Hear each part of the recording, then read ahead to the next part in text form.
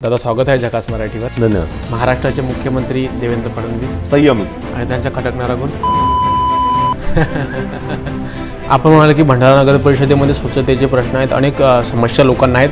मात्र आता 2 दिवसाआधीच ह्या ठिकाणी उपमुख्यमंत्री राज्याचे एकनाथ शिंदे येऊन गेले आणि त्यांनी एक स्टेटमेंट दिला की भंडारा विधानसभेमध्ये 4 करोडची त्यांनी कामं दिली आणि त्याच्या माध्यमातून भंडारा विधानसभेत आणि भंडारा नगर परिषदेमध्ये विकास कामं सुरू आहेत आणि आता विकासाची कुठेही कमी हे भंडाऱ्यामध्ये नाही. बोंडेकर साहेबांना विचारलं की मी तुला या नगर परिषदचे रस्ते दुरुस्त करण्याकरता किती रुपये दिले, तर बोंडेकर साहेबांनी सांगितलं त्या ठिकाणी जे तुमचं भाषण आहे तो सध्या चर्चेत संपूर्ण जिल्ह्याभर आणि महाराष्ट्रभर राहिला. त्या ठिकाणी आपण असे स्टेटमेंट दिलं की मोठ्या प्रमाणात करोडो रुपयाचे भ्रष्टाचार भंडारा नगर परिषदमध्ये झालेले आहे. तर ह्यावर्षी कोणते मुद्दे घेऊन तुम्ही जनतेसमोर जात आहात? त्यांनी फक्त ॲप्लिकेशन करावं, नगर परिषदच त्याची मोजणी करणार. नगर परिषदेमध्ये आपण भेट देत आहात, सर्वसामान्य लोकांशी भेटतात, काय बोलतात लोक? या सगळ्या गोष्टी नगरसेवकाच्या माध्यमातून, स्थानिक नेत्यांच्या माध्यमातून झाले पाहिजे. आमदार भोंडेकरांनी असं स्टेटमेंट दिलं की डॉक्टर परिणय फुकेंनी आपली कामं सांगावे, ते नुसते माझ्या विकास कामांवर आरोप करतात. तुमचे कॅमेरे घेऊन तुम्ही तिथे भंडारा नगर परिषद मला कामं दाखवा. ज्या पद्धतीनं तुमच्या दोघांमध्ये शाब्दिक बाचाबाची होते किंवा वादविवाद आणि एकमेकांवर जसे स्टेटमेंट देतात, याच्या कुठेतरी महायुतीमध्ये कुठेतरी मिठाचा खडा पडते आणि कुठेतरी दोनच नेते एकमेकांसोबत असे भांडतात. प्रामाणिकपणे सांगतो, माझं आणि बोंडेकर साहेबांचं ते ह्याची उमेदवारी मागत होते डॉक्टर प्रशांत कटरे यांनी बड्ड पुकारला आणि ते शिवसेनेमध्ये गेले आणि ते शिवसेनेचे अधिकृत उमेदवार आहेत. मग त्या ठिकाणी कुठेतरी भाजपला एक नुकसान होईल असं तुम्हाला वाटतं? सामान्य लोकांसाठी कधीच कोणती सेवा केलेली नाही. भाजपचा मेन कॉम्पिटिटर कोणाला समजतात? ट्रँग्युलर नाही, रेक्टँग्युलर लढत सगळीकडेच आहे. नमस्कार, मी संघर्ष. आपण झकास मराठी पाहत आहात आणि झकास मराठीवर आपण नेहमी वेगवेगळे विषय घेऊन तुमच्या समोर येण्याचा प्रयत्न करतो. महाराष्ट्रामध्ये स्थानिक स्वराज्य संस्थांच्या निवडणुका आहेत. 2 डिसेंबरला मतदान होणार आहेत आणि 3 डिसेंबरला त्याचे परिणाम घोषित होणार आहेत. संपूर्ण महाराष्ट्रभर आता राजकीय वातावरण तापले आहे. आपण भंडारामध्ये आहोत आणि भंडारा जिल्ह्यामध्ये सुद्धा, गोंदिया जिल्ह्यामध्ये सुद्धा नगर परिषद, नगरपंचायतीच्या ह्या निवडणुका आहेत. त्यामुळे इथं सुद्धा राजकीय वातावरण तापलं आहे. नेमकं कशा पद्धतीने ही निवडणूक आणि कोणते मुद्दे घेऊन ते जनतेसमोर जाणार आहेत, आज आपण पाहणार आहोत. आज झकास मराठीवर विशेष पाहुणे आहेत. भंडारा गोंदियाचे माजी पालकमंत्री आणि महाराष्ट्राचे विधान परिषद सदस्य डॉक्टर परिणय फुके. दादा स्वागत आहे झकास मराठीवर. स्थानिक स्वराज्य संस्थांच्या निवडणुका ज्या गेल्या अनेक वर्षांपासून रखडल्या होत्या, मात्र सर्वोच्च न्यायालयाने आता ते घेण्यात यावा असा आदेश दिला आणि 2 डिसेंबरला त्याचे मतदान होणार आहेत. नेमकं अनेक दिवसांपासून ह्या निवडणुका रखडल्या होत्या. प्रशासक राज होते. लोकांच्या मनामध्ये अनेक प्रश्न होते की ह्या निवडणुका केव्हा लागतील. मात्र आता फायनली लागल्या आणि निवडणुका आहेत आणि प्रचार सुरू आहे. नेमकं आपण ह्या आदेशाकडे आणि ह्या निवडणुकांकडे कसे पाहता? नाही, बरोबर आहे की मागच्या 4 वर्षापासून कोणतीही बॉडी या 8 नगर परिषदामध्ये, नगरपालिकामध्ये नव्हती आणि तिथे प्रशासकाचा राज होतं आणि त्या माध्यमातून त्या शहरामध्ये अनेक ज्या मूलभूत सुविधा आहेत त्या पुरवण्यात आल्या नाही किंवा या छोट्या छोट्या गोष्टींकडे लक्ष दिलं नाही.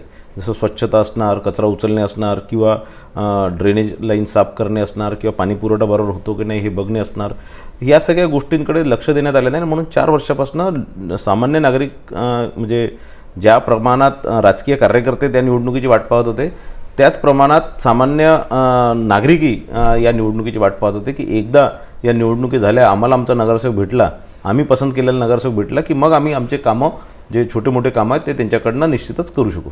दादा, ह्यावर्षी कोणते मुद्दे घेऊन तुम्ही जनतेसमोर जात आहात? कारण तुम्ही, आपण पाहिलं की तुम्ही सातत्याने भंडारा गोंदियातील सर्व ज्या ज्या ठिकाणी निवडणूक आहेत तुम्ही प्रत्यक्ष भेट देता आणि कुठेतरी तुम्ही अंगावर ही निवडणूक घेतली अशा अनेकांच्या चर्चा आहेत. कोणते मुद्दे लोकांसमोर तुम्ही घेऊन जातात आणि लोकांना कोणत्या मुद्द्यांवर तुम्ही वोट मागत आहात? बघा, असं आहे की सगळीकडे जे मुद्दे आहेत ते कमी जास्त प्रमाणात सारखेच आहे. सगळ्यात महत्त्वाचा मुद्दा हा झोपडपट्टी धारकांना मालकी हक्क पट्टे देण्याच्या संदर्भातला आहे.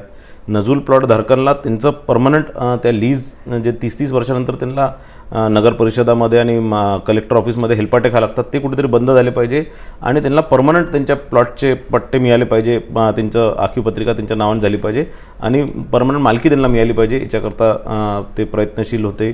त्यासोबतच सिंधी समाज जे विस्थापित आहे, जे पाकिस्तानवरनं इथे हिंदू समाज जो इथे आलेला आहे, त्या लोकांनाही त्यांचे घरं त्यावेळेस दिले होते, प्लॉट्स दिले होते, पण त्या लोकांचे कुठेही त्यांच्या नावावर काही नव्हतं, ते लोन घेऊ शकत नव्हते किंवा इतर काही गोष्टी करू शकत नव्हते आणि म्हणून त्याही लोकांना पट्टे देण्याचं काम एक राज्य शासनाने केलेलं आहे ते लोकांपर्यंत पोहोचण्याचं आम्ही काम करतो आहे. तसंच शहरी भागांमध्ये अनेक जागा ज्या आहेत त्या झुडपी जंगलामध्ये होते आणि म्हणून त्या लेआउट्स असतील, त्या झोपडपट्ट्या असतील, ते घर असतील ते रेग्युलाइज करता येत नव्हते. ते माननीय मुख्यमंत्री देवेंद्र फडणवीस साहेब आणि माननीय बावनकुळे साहेबांनी पाठपुरावा करून सुप्रीम कोर्टामध्ये ती केस आपण जिंकलो आणि आता शहरी भागांमध्ये रहिवासी क्षेत्रांमधले झुडपी जंगल रद्द करण्याचा निर्णय सुप्रीम कोर्टाने घेतलेला आहे. याचाही फायदा या स्थानिक स्वराज्याच्या निवडणुकीत ज्या लोकांना झालेला आहे, कारण या सगळ्या नगर परिषद क्षेत्रांमध्ये मोठ्या प्रमाणात हे मुद्दे होते आणि हे चारही मुद्दे माननीय फडणवीस साहेब आणि माननीय बावनकुळे साहेबांनी सोडवण्यात यशस्वी झाले. त्या संदर्भातले GR सुद्धा निघालेले आहे. आता झोपडपट्टी धारकांना पट्टे घेण्याकरता कुठेही हेलपट्टे मारायची गरज नाही. त्यांनी फक्त ॲप्लिकेशन करावं, नगर परिषदच त्याची मोजणी करणार आणि नगर परिषदच ते मोजणी करून त्या घराचे पट्टे त्या नागरिकांना देणार आहे, अशी योजना माननीय बावनकुळे साहेबांनी तयार केलेली आहे. सर्वसामान्य जनतेचे काय मुद्दे आहेत, त्यांना कोणत्या समस्या कारण मी पाहिलं की तुम्ही सर्वसामान्य लोकांना भेट देत आहात. भंडारा नगर परिषदेमध्ये आपण भेट देत आहात, सर्वसामान्य लोकांशी भेटतात. काय बोलतात लोकांची काय भावना आहे ह्या निवडणुकीविषयी? नाही, लोकांच्या भावना अशा आहेत की लोकांना जे मूलभूत सुविधा आहे, नगर परिषदेकडनं काय अपेक्षा आहे की मूलभूत सुविधा त्यांच्या ज्या आहेत, त्यांचे रस्ते, नाले, गटार, त्यांचा पाणी पुरवठा, त्यांचं स्वच्छता, या सगळ्या गोष्टी नगर परिषदेच्या माध्यमातून, नगरसेवकाच्या माध्यमातून, स्थानिक नेत्यांच्या माध्यमातून झाले पाहिजे आणि याच गोष्टी लोक वारंवार सांगत असतात.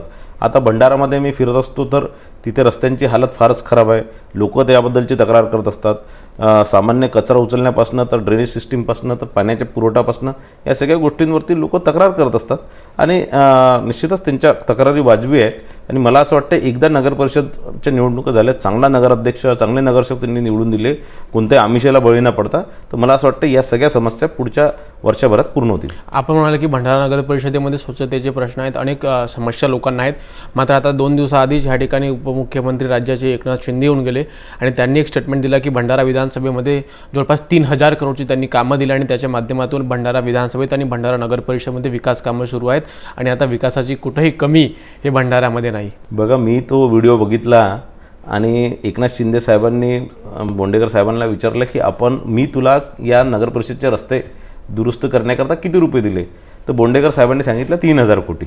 आणि हा व्हिडिओ बघताबरोबर मी 2 दिवसापासून भंडारा शहरात फिरत आहे आणि मी हे 3000 कोटीचे रस्ते कुठे बांधले गेले हे मी बघायला फिरत आहे.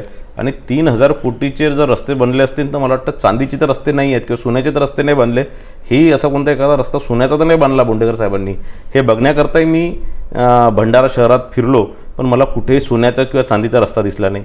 उलट काही अर्धवट सिमेंट रस्ते दिसले, जो एकीकडीला पहाड आणि एकाकडेला नदी असे रस्ते अनेक दिसले. त्या याच्यात मी बघितलं त्या सिमेंट रस्त्यामध्ये कुठेही लोखंड नव्हतं. म्हणजे सोन्या आणि चांदीचं तर सोडा, साधे लोखंडही न टाकलेले सिमेंट रोड तिथे दिसले. आणि तेही मला असं वाटतं की खूप झाले असतील तर 200-300 करोड रुपयाचे असतील. 2700 कोटी गेले कुठे, हा मला फार मोठा प्रश्न आहे. हे रस्त्यांचा विकास का झाला नाही 3000 कोटी दिल्यावर, हाही मला एक फार मोठा प्रश्न आहे. दादा, भाजपचा दिवाळी मिलन संमेलन जो आहे दिवाळीनंतर आयोजित करण्यात आला होता. स्वतः चंद्रशेखर बावनकुळे साहेब आणि पालकमंत्री त्या दिवाळी मिलन संमेलनाला उपस्थित होते आणि त्या ठिकाणी जे तुमचं भाषण आहे तो सध्या चर्चेत संपूर्ण जिल्हाभर आणि महाराष्ट्रभर राहिला. त्या ठिकाणी आपण नगर परिषदेच्या सीओंवर तुम्ही आरोप केले होते की ह्या ठिकाणी भ्रष्टाचार झाला आणि तुम्ही भंडाराचा एक नेता 20% कमिशन घेतो असं सुद्धा तुम्ही एक स्टेटमेंट दिलं होतं. मात्र त्या नेत्याचं नाव अद्यापपर्यंत तुम्ही सांगितलं नाही. नेमका काय प्रकार आहे? बघा, असं आहे की काही लोकांनी मला नगर परिषदच्या मागच्या 4 वर्षाचा भोंगड कारभाराच्या कागद आणून दिले, अनेक फायली आणून दिली. त्या सगळ्या फायलींचा अभ्यास केला असताना मला लक्षात आलं की नगर परिषदमध्ये या मागच्या 4 वर्षात जवळपास 200 कोटी रुपयाचा भ्रष्टाचार झालेला आहे. अनेक टेंडर्स जे आहेत ते मॅनेज करण्यात आलेले आहे. अनेक टेंडर्स आहेत ते 10-20% अभाव देण्यात आलेले आहे. बाजूच्या PWDमध्ये तोच रस्ता, बाजूचा रस्ता 30% बिलो जातो आणि तोच नगर परिषदमध्ये 10% अभाव कसा जातो, म्हणजे 40% तक इथेच घोटाळा दिसून राहिला. आणि या प्रकारच्या अनेक काही विशिष्ट कंपन्यांनाच, 2 किंवा 3 कंपन्यांनाच संपूर्ण टेंडर देण्याचं काम या नगर परिषदेने केलेलं आहे. आणि या सगळ्या याच्यात मी जवळपास जो आकडा जर काढला, मी स्वतः त्यावेळेस अचंबित झालो होतो की इतकीशी छोटीशी नगर परिषद इतका मोठा भ्रष्टाचार कसा करू शकते. आणि मग मी सातत्यानेच नगर परिषदच्या सीओंवर परिषदला धारेवर धरलं, त्या संदर्भातली तक्रारी केल्या. त्या संदर्भात नगर परिषदनी ज्या COच्या राज्यवटात, ॲडमिनिस्ट्रेटरच्या राज्यवटात जे जे भ्रष्टाचार केले ते काढण्याचा मी प्रयत्न केला. त्या संदर्भातले तक्रारी केल्या. त्या संदर्भातलं एक तक्रार मी माननीय मुख्यमंत्री साहेबांकडे केली. त्यानंतर कलेक्टरने इन्क्वायरी केली की त्या तक्रारीमध्ये काही तथ्य आहे काय. तर त्या तथ्य आढळलं म्हणून त्यावेळेसचे तत्कालीन CO करण चव्हाणजी यांची बदली इतर ठिकाणी करण्यात आली. आणि त्या सगळ्या गोष्टी होत असताना मला माहीत नाही का, पण आमदार बोंडेकर साहेब माझ्यावर फार नाराज झाले आणि त्यांनी मग माझ्यावर टीका करणं सुरू केली. मला त्यांनी बालिश म्हटलं. मग मला त्यांनी आणखीन खूप सारे शिवाशाप दिले. आणि मला समजायला कारण नव्हतं की मी तर COला टार्गेट करत आहे, मी नगर परिषदला टार्गेट करत आहे, मी तर COचा भ्रष्टाचार काढत आहे, मग यांना का मिरची लागून राहिली. तर मग मी नंतर त्यात आणखीन त्या कागदांच्या खोलात गेलो आणि मला इतका मोठा तो भ्रष्टाचार आहे की त्याचा कोणीच विश्वास करू शकणार नाही. पण मी आता त्या संदर्भातला अभ्यास सुरू आहे. मी काही 3-4 लोकांना त्या संदर्भातला अभ्यास करण्याकरता दिलेला आहे. आणि हा इतका मोठा भ्रष्टाचार जो नगर परिषदमध्ये झालेला आहे आणि बोंडेकर साहेब त्याबद्दल इतके चिरतात, तर मला असं वाटतं काही ना काही दालमे काला आहे असं मला वाटतं. आमदार बोंडेकरांनी असं स्टेटमेंट दिलं की डॉक्टर परिणय फुकेंनी आपली कामं सांगावे, ते नुसते माझ्या विकास कामांवर आरोप करतात किंवा ते स्वतः मान्य करतात की विकास कामं होत आहेत. तुम्ही भ्रष्टाचाराचे आरोप करता याचा अर्थ ते विकास कामं होत आहेत असं स्वतः त्यांनी म्हटलं. आणि कुठेतरी ते निव्वळ विरोध म्हणून ते भ्रष्टाचाराचे आरोप करतात किंवा त्यांच्यावर आरोप करतात असं ते म्हणाले. बघा, आता 3,000 कोटी रुपये स्वतः शिंदे साहेबांनी सांगितलं की 3,000 कोटी रुपये भंडारा नगर परिषदेला दिले रस्त्याचं. आज तुम्ही तुमचे दोन्ही कॅमेरे घेऊन तुम्ही तिथे भंडारा नगर परिषदमध्ये मला 3,000 कोटीचे कामं दाखवा कुठे आहे म्हणून. आणि रस्ते बघा, आज जर सगळ्यात पहिले जर इतका मोठा निधी जर आला असणार तर सगळ्यात पहिले त्या भागातील ड्रेनेज लाईन ठीक करणार, गटर लाईन ठीक करणार, त्या भागातील रस्ते चांगले करतील, असंच करणार ना. आणि लोकांना तेच पाहिजे. आणि म्हणून कुठे आणि रस्ते आज जर बघितले तर इतक्या खराब क्वालिटीचे रस्त्याचं काम सुरू आहे. लोकांना विकास पाहिजे पण तो भ्रष्टाचार मुक्त पाहिजे, पारदर्शकतेपणे तो सगळा विषय लोकांपुढे असला पाहिजे. हा काही पैसा काही कोणाचा नाही आहे, हा कोणी बोंडेकरांचा पैसा नाही आहे, हा नगर परिषदेचा CO करण चव्हाणचा नाही आहे. हा जो पैसा आहे हा सामान्य लोकांच्या टॅक्सच्या पैशातनं आलेला पैसा आहे. तर याच्या पायीचा हिशोब लोकांना असला पाहिजे. म्हणजे तुम्ही उद्या विकासाच्या नावावर 50% भ्रष्टाचार करणार, 500-500, 1000-1000 कोटीचा भ्रष्टाचार करणार, हे लोक कधीच खपून घेणार नाही. आणि म्हणून हा भ्रष्टाचार निघणं गरजेचं आहे. लोकांच्या पायीचा हिशोब घेणं गरजेचं आहे. लोकांना या सगळ्या गोष्टी माहिती असल्या पाहिजे. आणि म्हणून मी हे सगळं काढतोय. विकास तर आम्ही खूप केला आहे. नागपूर मुंबई समृद्धी एक्सप्रेस हायवे झाल्यानंतर त्यानंतर सातत्याने की तो रस्ता त्या मुख्य प्रवाहासोबत, त्या रस्त्यासोबत, समृद्धी एक्सप्रेस हायवेसोबत, कारण ती समृद्धी मुंबई आर्थिक राजधानीपासून नागपूरपर्यंत आली, ती भंडारा गोंदियापर्यंत आली पाहिजे, याच्याकरता मी पाठपुरावा केला. तेही काम मी यशस्वीरित्या पूर्ण केले. तो रस्ता माननीय फडणवीस साहेबांनी नागपूर ते गोंदियापर्यंत मंजूर केला, नागपूर ते गडचिरोलीपर्यंत मंजूर केला. या माध्यमातून आज भंडारा जिल्ह्याचा, गोंदिया जिल्ह्याचा कच्चा माल, शेतमाल असणार, भाजी असणार, फळं असणार, दूध असणार, मासोळी असणार, हे सगळे आपण नागपूर आणि मुंबईच्या बाजारपेठेत 7 ते 8 तासात पोहोचू शकतो. नागपूर आता गोंदियापासून 1 तासावर आणि भंडारापासून अर्ध्या तासावर नागपूर आता नागपूरचं बाजारपेठ होणार आहे. त्या माध्यमातून आपल्या मालाला भाव मिळणार. त्या इथे मोठ्या प्रमाणात नागपूरसोबत कनेक्टिव्हिटी वाढल्यामुळे, मुंबईसोबत कनेक्टिव्हिटी वाढल्यामुळे इथे मोठ्या प्रमाणात उद्योगधंदे येतील. आणि या प्रकारचं एक मोठं काम या माध्यमातून झालं आहे. आणि याच्यात एकही पैशाचं मागच्या 10 वर्षात मी अनेक विकास कामं केले. शेतकऱ्यांचे अनेक विषय मी सभागृहाच्या माध्यमातून किंवा माननीय फडणवीस साहेबांच्या माध्यमातून अनेक GR काढले. आज तलाव खोलीकरणाचं इतकं मोठं काम मी हाती घेतलेलं आहे. मागच्या वर्षी 50 लाख क्युबिक मीटर तलाव खोलीकरण मी केलेलं आहे, जे सामान्य शेतकऱ्यांच्या पुढच्या 100 वर्षाची व्यवस्था करण्याचे ते सगळे कामं आहेत. अनेक असे म्हणजे मी हजारो कामं असे मोजून देऊ शकतो की जे मी नगर परिषद, हे जे सांगतात आहे नगर परिषदमध्ये, भंडारा नगर परिषदमध्ये 60 कोटी रुपयाची पाणी पुरवठा योजना मी मंजूर करून आणली. त्यावेळेस बोंडेकर साहेब आमदारसुद्धा नव्हते. त्यावेळेस आमचे नगराध्यक्ष सुनीलजी मेंढे होते आणि त्यांच्या कार्यकाळात मी स्वतः मंजूर करून आणले. तुमसरमध्ये मी मंजूर करून आणले. तर मला असं वाटतं विकास कामं हे निश्चित झाले पाहिजे. पण लोकांना कोणता विकास अपेक्षित आहे, लोकांना काय एक्झॅक्ट कामं पाहिजे आहेत, लोकांचे रोजमर्याचे काय समस्या आहेत, ते नजरेत पुढे ठेवून आपण विकास कामं केली पाहिजे. ठेकेदाराचा इंटरेस्ट नजरेपुढे ठेवून आपण जर विकास कामं करू शकतो, जर आपण घेतले कमिशन घेण्याकरता जर समजा आपण हे सगळे कामं घेतले तर हा विकास नाही आहे. तर तुम्ही महायुतीमध्ये आहात, भाजप आणि शिवसेना महायुतीमध्ये आहे आणि तुम्ही महायुतीचे 2 नेते आहात. मात्र ज्या पद्धतीनं तुमच्या दोघांमध्ये शाब्दिक बाचाबाची होते किंवा वादविवाद आणि एकमेकांवर जसे स्टेटमेंट देतात, याच्या कुठेतरी महायुतीमध्ये कुठेतरी मिठाचा खडा पडते आणि कुठेतरी 2च नेते एकमेकांसोबत असे भांडतात. तर याचा कुठेतरी मॅसेज जो आहे हा बरं जात नाही असं सुद्धा अनेक मी लोकांचं म्हणणं. आपलं एकदम प्रामाणिकपणे सांगतो, माझं आणि बोंडेकर साहेबांचं कोणताही वाद नाही. माझं आणि बोंडेकर साहेबांची कोणतीही बाचाबाची कधीच झाली नाही. माझं आणि बोंडेकर साहेबांचे चांगले संबंध आहे. आमचं मतभेद आहे, मनभेद बिलकुल नाही आहे. मतभेद होऊ शकतात ना. राजकीय क्षेत्रामध्ये काम करत असताना, सामान्य लोकांसाठी काम करत असताना प्रत्येकाचं एक व्ह्यू पॉईंट वेगळा असतो, प्रत्येकाची काम करायची पद्धत वेगळी असते. माझी ही सामान्य लोकांचे वैयक्तिक कामं, वैयक्तिक अडचणीला उभं राहण्याचं माझं हे आहे. आणि लोकांना जे पुढचे 50-100 वर्ष ज्या गोष्टी कामात येणार त्या प्रकारचे प्रोजेक्ट्स या दोन्ही जिल्ह्यात आले पाहिजे, याच्याकरता मी प्रयत्नशील नेहमी असतो. त्या सामान्य लोकांच्या रोजगारासाठी मी प्रयत्नशील असतो. सामान्य लोकांच्या ज्या अडीअडचणी आहेत त्या सगळ्या विषयांसाठी मी नेहमी प्रयत्नशील असतो. आणि बोंडेकर साहेबांचा व्ह्यू पॉईंट वेगळा आहे. तर या सगळ्या याच्यात होणार. आणि नगर परिषदमध्ये किंवा कुठेही काही भ्रष्टाचार झाला तर तो माझं कामच आहे. कारण माझे नेते माननीय नरेंद्रजी मोदी साहेब आहेत, त्यांनी आम्हाला मूळ मंत्र दिलंच आहे, ना खाऊंगा ना खाणे दूंगा. तर आम्ही स्वतःही खात नाही आणि दुसऱ्याला खाऊ देणार नाही. बरं, तुम्ही म्हणाला की तुमच्यामध्ये मतभेद आहेत, मनभेद नाही आहेत. भंडारा नगर परिषदेमध्ये शिवसेनेचे जे उमेदवार आहेत डॉक्टर अश्विनी बोंडेकर, ह्या कुठेतरी तुमच्या पारिवारिक संबंध त्यांच्याशी आहेत, ते तुमच्या बहीण लागतात.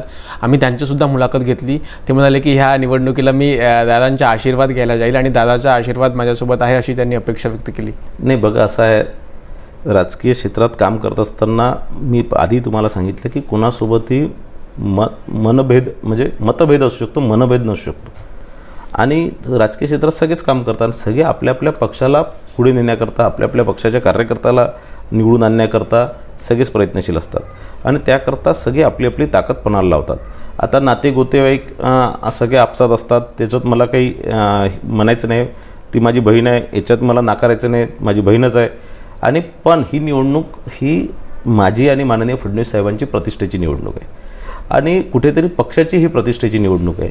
आणि जिथे पक्ष येतो तिथे कोणी असलं, म्हणजे माझी सख्खी बहिणी असली असती तरी मी पक्षासोबतच राहिलो असतो. मी कुठेही पक्षासोबत कॉम्प्रोमाइज करत नाही, पक्षाच्या हितासोबत कधीच कॉम्प्रोमाइज केलं नाही, कधी करणार नाही. आणि पक्ष याच्याशिवाय मी कधीच पक्षाच्या बाहेर मी बघितलं नाही. माझे सगळ्याच पक्षात संबंध आहे, सगळ्यांसोबत मधुर संबंध आहे, सगळ्यांना मी मदत करतो. मी कधी माझ्याकडे येणाऱ्या माणसाला कधीच त्याची जात विचारत नाही, कधी त्याचा धर्म विचारत नाही, कधी त्याचा पक्ष विचारत नाही. तो कोणत्याही पक्षाचा असो, कोणत्याही धर्माचा असो, कोणत्याही जातीचा असो, कोणत्याही पंथाचा असो, मी त्याला नेहमी मदत करतो, आउट ऑफ वे जाऊन मदत करतो. पण ज्यावेळेस निवडणुका येतात त्यावेळेस मी कधीच कोणत्या गोष्टीत तडजोड करत नाही. निवडणुका ही मी भाजप, कारण माझं जे अस्तित्व आहे, माझं जे आज जे मी आहे ते भारतीय जनता पार्टीमुळे आहे. आणि म्हणून मी भारतीय जनता पार्टीच्या, आणि भारतीय जनता पार्टी माझी आई आहे, तर मी माझ्या आईसोबत कधीच बेईमानी करत नाही. बरं, इकडे गोंदिया नगर परिषदेची जी आपण गोष्ट केली तर त्या ठिकाणी भाजपकडून कशिश जयस्वाल उमेदवार आहेत. भाजपकडून ह्यावर्षी कोण उमेदवार असते याकरिता अनेक चर्चा रंगत होत्या, अनेक उमेदवारसुद्धा त्या ठिकाणी होते. आणि मात्र उमेदवारी जर कशिश जयस्वालला जाहीर झाली त्यानंतर आणखी एक जे व्यक्ती आहेत जे उमेदवारी मागत होते, डॉक्टर प्रशांत कटरे यांनी बंड पुकारला आणि ते शिवसेनेमध्ये गेले आणि ते शिवसेनेचे अधिकृत उमेदवार आहेत. नेमकं त्या ठिकाणी कुठेतरी भाजपला एक नुकसान होईल असं तुम्हाला वाटते का? त्या नाही, बिलकुल नाही, मला बिलकुल वाटत नाही की कारण प्रशांत कटरे जी कधी भारतीय जनता पार्टीमध्ये नव्हतेच, ते परिवार क्षेत्रामध्ये काम करत होते. त्यांचा डॉक्टरी व्यवसाय आहे, त्यांचे माझेही चांगले त्यांच्यासोबत संबंध आहे. पण शेवटच्या दिवशी ते तिकीट मागायला आले आणि ते लोकसभा असो, विधानसभा असो किंवा कोणत्याही निवडणुका आले की ते नेहमी तिकीट मागतात आणि त्यांची नेहमी महत्त्वाकांक्षा असते की त्यांनी कोणतं ना कोणतं निवडणूक लढावं. पण त्यांनी सामान्य लोकांसाठी कधीच कोणती सेवा केली नाही. त्यांचं स्वतःचं हॉस्पिटलच्या माध्यमातून जे पेशंट चेक करतात ते पैसे घेऊन करतात, म्हणजे ते काही सेवार्थ नाही आहे आणि तो त्यांचा व्यवसाय आहे. तर त्याच्या व्यतिरिक्त यांनी काही असं सामाजिक कार्य काही केलं असणार तर मला कधी आठवत नाही. सामान्य लोकांमध्ये त्यांचं नाव नाही आहे. एक आता फक्त परिवार क्षेत्रामध्ये काम करतात तर ते ठीक आहे, ते परिवार क्षेत्रात काम करतात तर त्यांचं स्वागतच होतं. पण त्यांनी तिकीट जर थोडं आधी मागितली असती, थोडं 1-2 वर्ष पहिले जर त्यांनी तयारी केली असती, सामान्य लोकांमध्ये गेली असती तर त्यांनाही तिकीट दिली असती. पण कुठेतरी निवडणुकीच्या म्हणजे सगळं ठरल्यानंतर एक दिवसाआधी यायचं आणि सांगायचं की मला तिकीट पाहिजे आणि नाही भेटली तर मग शिवसेनेत जाऊन तिकीट घ्यायची, तर मला असं वाटतं हे चुकीचं आहे. आणि कोणीही भारतीय जनता पार्टीचे कोणताही किंवा परिवार क्षेत्रातलं कोणीही त्यांना मदत करणार नाही, कारण त्यांचं त्या प्रकारे लोकांसोबत काही त्यांची नाळ जुडलेली नाही आहे. त्यांचं असं म्हणणं आहे की या ठिकाणी जे अनेक लोकांचे असं प्रश्नचिन्ह पण आहेत. गोंदियामध्ये ओबीसी आरक्षणाची ती जागा होती आणि कशिश जयस्वाल हे ओबीसी आहेत की नाही आहेत असा अनेकांना प्रश्न, आणि कुठेतरी ते ओबीसी चळवळीमध्ये त्यांनी काम केलं नाही अशा व्यक्तींना भाजपनं उमेदवारी दिली असं सुद्धा अनेक लोक. बघा असं आहे की ओबीसी आरक्षणांमध्ये जर समजा ते नसले असते, त्यांच्याकडे ओबीसीचं सर्टिफिकेट नसलं असतं तर त्यांचा फॉर्मच रिजेक्ट झाला असता. दुसरं, कशिश जयस्वाल हे कलार समाजाचे आहे. कलार समाज हे ओबीसीमध्ये येतं आणि मोठ्या प्रमाणात भंडारा गोंदिया जिल्ह्यामध्ये कलार समाज आहे. गोंदिया नगर परिषदमध्ये मोठ्या प्रमाणात कलार समाज आहे. आणि हे एखाद्या जातीसाठी नाही तर काम करणाऱ्या व्यक्तीला, ज्याचं पक्षासोबत जिची नाळ जुडली आहे, ज्यांनी पक्षाचं काम नेहमी केलेलं आहे, जो पक्षासोबत चांगल्या वाईट स्थितीमध्ये उभा राहिलेला आहे, ज्यांनी लोकसभे विधानसभेमध्ये पक्षाचं पुढे येऊन काम केलं आहे, जो सामान्य लोकांचा अर्ध्या रात्री मदतीला उभा असतो, जो सामान्य लोकांच्या अडचणीत उभा असतो, त्याच व्यक्तीला आम्ही तिकीट दिलं. कोणाची जात आणि धर्म पाहून आम्ही तिकीट देत नाही. आम्ही त्याचा काम करण्याची क्षमतावर तिकीट पाहून करतो. राहिलं ओबीसी चळवळीचं, तर या भंडारा गोंदिया जिल्ह्यामध्ये दोन तीनच नेते आहेत जे ओबीसी चळवळीत मागच्या अनेक वर्ष, एक नानाभाऊ पटोले आणि दुसरे मी आहे. तिसरं मला वाटत नाही की कोण, म्हणजे त्या लेवलपासून मागच्या 20 वर्षापासून ओबीसी चळवळीत काम करणारं फार कमी, म्हणजे मोठे नेते आहेत. बाकी छोटे आमचे सगळे बाकी अनेक कार्यकर्ते, अनेक नेते आहेत. आणि मी तुम्हाला दाव्याने सांगतो की मागच्या 10 वर्षापासून मी स्वतः कशिश जयस्वालला बघतोय. ते माझ्यासोबत खांद्याला खांद्या लावून काम करतात आहे. आमचे राष्ट्रीय ओबीसी महासंघाचे सदस्य आहे. राष्ट्रीय ओबीसी महासंघाच्या प्रत्येक चळवळीत ते हिरकेने सहभागी घेतात. आमचे जेही अधिवेशन 7 ऑगस्टला देशभरात होतात तिथे ते माझ्यासोबत नेहमी असतात. नेहमी कोणतेही आंदोलन, मोर्चे असतील 2016चा आम्ही भारतीय जनता पार्टीमध्ये असून विधानसभेवर आमच्याच सरकारवरती मोर्चा काढला होता, त्या मोर्चामध्ये ते सहभागी होते. तर ओबीसीमध्ये त्यांचं नाव जुडलेलं आहे. फक्त कशिश भैयांचा एकच प्रॉब्लेम आहे की ते फार बोलत नाही. ते काम करणारे व्यक्ती आहे. शांतपणे लोकांचे कामं करत राहा, लोकांना मदत करत राहा. एका हाताची केलेली मदत दुसऱ्या हाताला माहीत नाही पडो, अशा प्रकारचे ते नेते आहेत. आणि ते मला माहिती आहे की ते इतक्या मोठ्या प्रमाणात सामान्य लोकांना मदत करत असतात. आर्थिक असणार, आरोग्याची असणार, पोलीस स्टेशनची असणार, हॉस्पिटलची असणार, कोणाचे बिल भरण्याची असणार, कोणाला लग्नात असणार, कोणाला मयतीत असणार मदत. या प्रकारचे अनेक प्रकारची मदत ते सामान्य लोकांना करत असतात. आणि मागच्या 25-30 वर्षापासून ते करत आहे, हे मी तुम्हाला दाव्याने सांगतो. आणि एक चांगला कार्यकर्त्याला मी आज तिकीट दिली आहे. आणि मी तुम्हाला दाव्याने सांगतो, लोक फार समजदार आहेत. लोक काम करणाऱ्या व्यक्तीला निवडून देतात, कोणाची जात आणि धर्म पाहून कधीच निवडून देत नाही. बरं, ज्याप्रमाणे तुमची जी प्रतिष्ठा आहे ती पणाला लागली आहे, त्याच पद्धतीनं ह्या ठिकाणी काँग्रेसचे माजी प्रदेशाध्यक्ष नाना पटोले असो, ते सुद्धा ह्या निवडणुकीमध्ये त्यांनीसुद्धा ही निवडणूक अंगावर घेतली आहे. स्वतः माजी केंद्रीय मंत्री प्रफुल्ल पटेल असोत, ते सुद्धा ह्या ठिकाणी दोन्ही जिल्ह्यांमध्ये त्यांचे सातत्याने दौरे सुरू आहेत. आणि एकंदरीत सर्व भाजप असो, शिवसेना असो, राष्ट्रवादी असो किंवा काँग्रेस असो, चारही दिग्गज नेते जे आहेत हे ह्या ठिकाणी हे करतात. नेमकं तुम्ही भाजपच्या मेन कॉम्पिटिटर कोणाला समजता किंवा कोणासोबत थेट लढत ह्या ठिकाणी 8ही नगर परिषद नगरपंचायतीमध्ये होणार आहे? बघा, सगळीकडे आहे ना वेगळे वेगळे कॉम्प्युटर आहे. भंडारामध्ये वेगळी स्थिती आहे, पवनीमध्ये वेगळी आहे, साकोलीमध्ये वेगळी आहे, गोंदियात वेगळी आहे, गोरेगावमध्ये वेगळी आहे, तिरोडाला वेगळी आहे आणि तुमसरला वेगळी आहे. तर प्रत्येक जागेवर कुठे शिवसेनेसोबत, कुठे राष्ट्रवादीसोबत, कुठे काँग्रेससोबत अशी लढत आहे. पण सगळीकडे एक कॉमन आहे की तिथे चौरंगी लढत आहे.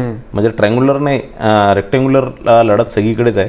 तर मला असं वाटतं चौरंगी लढत सगळीकडेच आहे. सगळेच पक्षातले नेते ते आपल्या आपल्या पक्षातल्या उमेदवारांना निवडून आणण्याकरता सगळेच मेहनत करत असतात. तर प्रफुल्लभाई पटेल असतील, नानाभाऊ पटोले असतील, मी असणार किंवा इतर बाकी पक्षाचे नरेंद्रजी बोंडेकर असतील, विनोदजी अग्रवाल असतील, विजय रांगडालेजी असतील, राजकुमार बडोलेजी असतील, हे सगळे लोक आपल्या आपल्या पक्षाच्या, किंवा राजू कारामोरे असतील, तर हे सगळे आपल्या आपल्या पक्षाच्या लोकांना निवडून आणण्याकरता सगळेच प्रयत्नशील आहे. आणि सगळ्यांनी असलंही पाहिजे. तुम्ही एवढे नावं घेतले, त्यामध्ये एक नाव असंही आहे तुमसर विधानसभा क्षेत्राचे माजी आमदार चरण वाघमारे. ते सुद्धा राष्ट्रवादी काँग्रेस शरदचंद्र पवार गट जे आहेत त्याच्या माध्यमातून ह्या निवडणुका लढवत आहेत. आणि त्यांनीसुद्धा मागे तुमच्यावर स्टेटमेंट दिला होती की ते भारतीय जनता पक्ष जो आहे भंडारा जिल्ह्यातला, आधी ह्या ठिकाणी 3 आमदार असायचे. आता आपल्याला ह्या ठिकाणी मोजायला आमदार नाही, कारण भाजप रिमोट कंट्रोल आहे, नागपूरवरून रिमोट चालतो आणि भंडाऱ्याची भाजप चालते, अशी त्यांनी स्टेटमेंट दिलं. असं आहे की नुसतं भंडाऱ्याची आणि गोंदियाची भाजप नाही, तर संपूर्ण देशाची भाजप ही नागपूरवरून चालते. तर महाराष्ट्रात मुख्यमंत्रीचा आहे तर महाराष्ट्र संपूर्ण नागपूरवरूनच चालतो. नागपूरचे मुख्यमंत्री असल्यामुळे गडकरी साहेब नागपूरचे आहे आणि राष्ट्रीय स्वयंसेवक संघाचं हेडक्वार्टरही नागपूरलाच आहे. तर मला असं वाटतं देशच नागपूरवरून चालतो. तर चरण भाऊला नुसतं भंडारा गोंदिया नाही तर नागपूर आहे. आणि मला इथं आमचे किती आमदार आहे, आमचे इथे 4 आमदार या दोन्ही जिल्ह्यात आमचे 4 आमदार, दोन्ही जिल्ह्याची जबाबदारी माझ्याकडे आहे. आणि या 4 जागेवर कारण महायुती होती म्हणून एक जागा आम्ही भंडारा जिल्ह्यात, आता 3 जागा आहेत तर 3 जागापैकी एक जागा आम्ही भंडारा जिल्ह्यात शिवसेनेसाठी सोडली. तुमसरमध्ये आम्ही राष्ट्रवादी काँग्रेस अजित पवार गटासाठी सोडली आणि आम्ही 3 पैकी एकच जागा लढलो. ती आम्ही फक्त 208 मतांनी हरलो. जी मागे स्वतः 5000 मतांनी हरलो आणि त्याच्या आधी ती 70,000नी नानाभाऊ पटोले निवडून यायचे. तर आज नानाभाऊ पटोले 208 मध्ये फक्त निवडून येत आहे. तर याच्यामध्येही मोठं यश कोणाचं आहे हे सामान्य लोकांना विचारा. आणि चरणभाऊला माहीत आहे की ते कोणाचं सगळं यश आहे. तर आम्ही लढलोच 1 सीट, तर आम्ही 3 परत आमदार कसे निवडून आणू शकतो.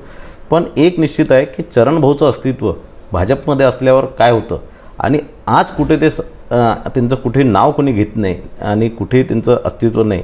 आज ते जिथे जिथे निवडणुका लढतात तिथे त्यांची डिपॉझिट वाचवतील की नाही वाचवतील हा प्रश्नचिन्ह. जिंकणं आणि बाकी तर विषय कॉम्पिटिशनमध्ये असणं, फाईटमध्ये असणं हे वेगळी गोष्ट आहे. पण ते आपलं डिपॉझिटही वाचू शकत नाही अशी स्थिती चरण वाघमारेंची आहे. तर मला असं वाटतं चरण वाघमारेंनी स्वतःच बघितलं पाहिजे. माझ्याकडे किंवा भारतीय जनता पार्टीकडे टीका करण्याची त्यांची उंची नाही. बरं, प्रफुल्ल पटेल सुद्धा सातत्याने प्रचार करत आहेत. त्यांनी सुद्धा एक स्टेटमेंट दिलं की या ठिकाणी अनेक बाहुबली नेते जे आहेत ते पैशाच्या दमावर निवडणुका लढत आहेत. असे कितीतरी बाहुबली त्यांनी निवडून दिले आणि पाठवलं असं सुद्धा त्यांनी एक स्टेटमेंट दिलं. कसे पाहता त्यांच्या स्टेटमेंटकडे? तो मला असं वाटतं की सन्माननीय बोंडेकर साहेबांवरती त्यांनी तो स्टेटमेंट केला तर मला असं वाटतं त्याचं उत्तर उचित बोंडेकर साहेबच त्यांना देतील. मी त्यात बोलणं उचित होणार नाही. कारण तुम्ही सुद्धा त्याच्या पाठोपाठ तुमचं सुद्धा स्टेटमेंट आलं की तुम्ही भाषणांमध्ये म्हणता की भंडारा नगर परिषदेमध्ये 10,000 पर वोट एका नेत्याच्या माध्यमातून दिलं जात आहे. तुम्ही जनतेला आवाहनही केले की तुम्ही ते पैसे घ्या, कारण हे पैसे तुमचे आहेत, भ्रष्टाचाराचे पैसे आहेत आणि कुठेतरी तुमच्याचकडे परत आले. तुम्ही पैसे घ्या, मात्र वोट जो आहे ते जाणीवपूर्वक द्या. बघा, असं आहे की आम्हाला जी माहिती आहे त्यात भंडारा नगर परिषदमध्ये काही अहंकारी भ्रष्टाचारी नेते आपली सीट जिंकवण्याकरता 10,000 रुपये प्रति वोट वाटण्याचे त्यांचे नियोजन आहे. आणि मी लोकांना भाषणामध्ये विचारतो की तुम्ही ते पैसे घेणार काय, 10,000 रुपये घेऊन मतं देणार काय. तर लोक सांगतात नाही आम्ही पैसे घेणार नाही. आणि मी लोकांना सांगतो की तुम्ही पैसे ते घेतले पाहिजे. जर कोणी जर पैसे वाटत असणार तर तुम्ही घेतले पाहिजे, कारण हा भ्रष्टाचाराचा पैसा आहे, हा तुमच्या अधिकाराचा पैसा आहे, हा तुमच्या हक्काचा पैसा आहे. जो मागच्या 4 वर्ष तुमचे खिसे कापून जो जमा केलेला आहे तोच पैसा आहे, तो तुम्ही घेतला पाहिजे. पण मत देताना तुमच्यासाठी अर्ध्या रात्री कोण मदतीला येणार, तुमच्या मूलभूत सुविधा कोण हे करणार, तुम्हाला भ्रष्टाचारमुक्त नगर परिषद कोण देणार, तुम्हाला तुमची सेवा कोण चांगल्याने करणार हे बघूनच तुम्ही मतदान करा. आणि भारतीय जनता पार्टीच ते करू शकते असं मी लोकांना आवाहन करतो. बरं, शेवटी रॅपिड फायर सेशन घेतो, एक नाव घेतो, तुम्हाला त्या नेत्याचा एक आवडता गुण सांगायचा आणि खटकणारा गुण सांगायचा आहे. महाराष्ट्राचे मुख्यमंत्री देवेंद्र फडणवीस. संयमी, चाणाक्ष किंवा काय खूप काही म्हणू शकतो, पण संयमी. आणि खटकणारा गुण? खटकणारा असा काही गुण नाही त्यांच्यामध्ये. बरं, उपमुख्यमंत्री एकनाथ शिंदे. मेहनती हा एक चांगला गुण आहे. हां, फार चांगला गुण आहे फार. आणि असा एक गुण जो तुम्हाला त्यांच्या आवडत नाही? नाही, ते आमचे नेतेच आहे. त्यात असं त्यांचा असा एक गुण मी असं मला माहीत नाही, म्हणजे असं त्यांचा काही अवगुण आहे त्यांच्यामध्ये असं मला वाटत नाही. बरं, माजी केंद्रीय मंत्री आणि राज्यसभा खासदार प्रफुल्ल पटेल. तेही दूरदृष्टीचे नेते आहेत आणि फार मोठे नेते आहेत आणि त्यांचंही सगळीकडेच त्यांचे संबंध चांगले आहेत, संबंध ठेवणारे नेते. एक खटकतं गुण त्यांच्या?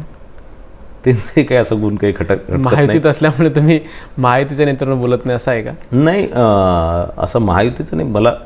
मी ते इतका म्हणजे स्ट्रेट बोलणार आहे की मी कोणाबद्दलही बोलतो, पण मला असं वाटत नाही की या प्रकारचं त्यांचं काही अवगुण मला असं दिसत नाही. त्यांचं काही साकोली विधानसभा क्षेत्राचे आमदार नाना पटोले. अमिताभ बच्चन. आणि त्यांचा खटकणारा गुण? तेच बोल बच्चन, अमिताभ बच्चन. भंडारा विधानसभा क्षेत्राचे आमदार नरेंद्र भोंडेकर. चांगलं गुण, चांगले संघटक आहे. त्यांनी पक्ष शून्यपासून आज जोही पक्ष शिवसेना भंडारा जिल्ह्यात आहे तो भोंडेकर साहेबांमुळेच आहे, तर तोही गुण त्यांचा चांगला आहे. आणि त्याचा श्रेय तुम्हाला दिला की तुम्ही कुठेतरी कार्यकर्ते सांभाळू शकले नाही आणि कार्यकर्ते त्यांच्याकडे आले आणि म्हणून आता शिवसेनेचा त्यांचे पैसे विस्तार जितके वाटले 10-10 लाख रुपये दुपट्टा घालण्याकरता जर कोणी देत असणार तर अनेक लोक पैशाच्या लालसेपोटी किंवा गरजेपोटी जातात. तर दुपट्टे घालण्याकरता 10-10 लाख रुपये जर कोणी देत असणार तर मला असं वाटतं हे जे आहे भले त्यांनी त्यांची संघटना पैशाच्या भरोशावर उभी केलेली आहे पण ठीकच आहे. त्यात काय आपण म्हणू शकतो की आणि त्यांनी जर मला श्रेय दिलं आहे तर बोंडेकर जे जिंकलेच माझ्यामुळे आमदारच माझ्यामुळे झाले तर त्यांची संघटना आहे ते आमदार झाल्यामुळे संघटना झाली नाही ते एक माणूस राहिला नसता.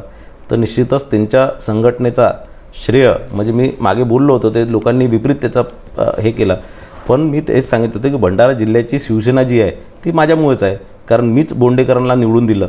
मी जर गेलो नसतो त्याची सभेमध्ये तर बोंडेकर पडले असते निवडणूक आणि काँग्रेस तिथे निवडून आली असती कारण शिवसेनेचं अस्तित्व बोंडेकरजींमुळे टिकलेलं आहे आणि म्हणून त्या शिवसेनेचं अस्तित्वाचं श्रेय मला देतात. तर निश्चितच मी त्यांचं स्वागत करतो. त्यांना जर सल्ला द्यायचा असेल तर कोणता सल्ला द्याल? आता सल्ला असा दिला तर त्यांना मिरची लागणार की थोडा भ्रष्टाचार कमी करा. त्यांना तो भ्रष्टाचार फार करतात तर भ्रष्टाचार कमी करा आणि या भ्रष्टाचाराच्या कारण त्यांचा अहंकार फार वाढतो आहे तो अहंकारही कमी करा. भ्रष्टाचार करू नका आणि अहंकार कमी करा हा मी त्यांना सल्ला देणार. तर 8 नगरपंचायतीमधून किती जागा तुमच्या शोर आहेत? 8 पैकी किती ठिकाणी सरकार बनवण्यामध्ये स्वस्त आहात? मला असं वाटतं 8 पैकी 6 जागेवर आम्ही 100% भारतीय जनता पार्टीची सीट येणार आणि 1 जागा 80% आणि 1 जागा कदाचित आम्ही पडू. कोणती ती आता सांगत नाही. बरं, खूप खूप धन्यवाद आमच्यासोबत दादा जोडण्याकरिता आणि ही मुलाखत दिल्याबद्दल. धन्यवाद. हे होते भंडारा गोंदियाचे माजी पालकमंत्री आणि विधान परिषद सदस्य डॉक्टर परिणय फुके. ह्या स्थानिक स्वराज्य संस्थांच्या निवडणुकामध्ये 8 पैकी 7 ठिकाणी भाजप जी आहे ही सरकार बनवण्यामध्ये स्वस्त आहे आणि एका ठिकाणी 80% च्या आकडा यांनी सांगितला, जागा मात्र सांगितली नाही. मात्र 3 डिसेंबरला सत्ता कोणाची येणार हे स्पष्ट आहे.